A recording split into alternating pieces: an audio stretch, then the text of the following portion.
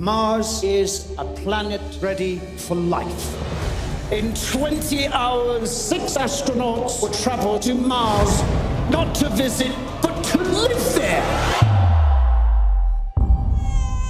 Well, think of E.T. the Extraterrestrial, sort of meets Starman, the old Jeff Bridges movie. Mix that up a little bit with the Romeo and Juliet storyline, and you have the ingredients for the new sci-fi teen romance, The Space Between Us. Now, this is primarily aimed at teens, maybe teen girls, but I think it will have appeal beyond that to families. It's a perfectly fine movie suited for everybody, and it's very entertaining in its own way. It stars Asia Butterfield. He plays Gardner. He's a teenage kid whose only life he knows has been on Mars. He was actually born on Mars. His mother was an astronaut up there on a limited mission for a few years, but just as that was getting underway, turns out she was pregnant, and she gives birth but dies during birth. Once foster care spits me out, I'm gone. Nobody's ever real, you know? My best friend isn't even real. Tell me about it. That hurts my feelings. Now, he really is a fan of pop culture, wants to go to Earth, has even one friend on Earth, a teenage girl named Tulsa, played by Britt Robertson. He emails back and forth, Facebooks with her, seems to have no problem Skyping from Mars. I have problems doing this review right here. He can Skype from Mars, no problem. Well, at any rate, he does come down to Earth. He finds a way.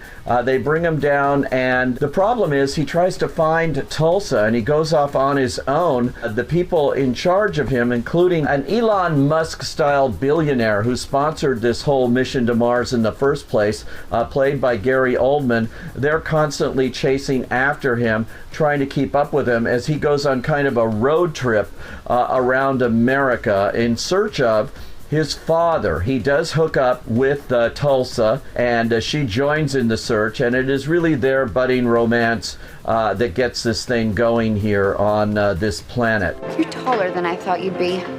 You're meaner than I thought you'd be. It's also got a little bit of The Fault in Our Stars, because in a way it's kind of doomed. I mean, he cannot really adjust to the Earth's gravity for long before he would die. And that becomes the tension and the plot there in Act 3 of this movie. I did enjoy this movie. It's got a kind of implausible premise. I mean, this kid born on Mars, coming down to Earth, falling in love. It does have all of those elements of E.T., kind of tragic consequences of it all. But it is basically light and entertaining and very well directed by Peter Chelsom, who did a terrific movie called Hector and the Search for Happiness. And he's given it just the right touch, I think, here. For believers, and also for teens, and for families that just want to have a good time at the movies. This one will certainly provide that. It is no Oscar-winning masterpiece, to be sure, but it is something that I think you'll find quite fun. So for The Space Between Us, I say go. You make me human. And no matter what happens, It was worth it. all of it.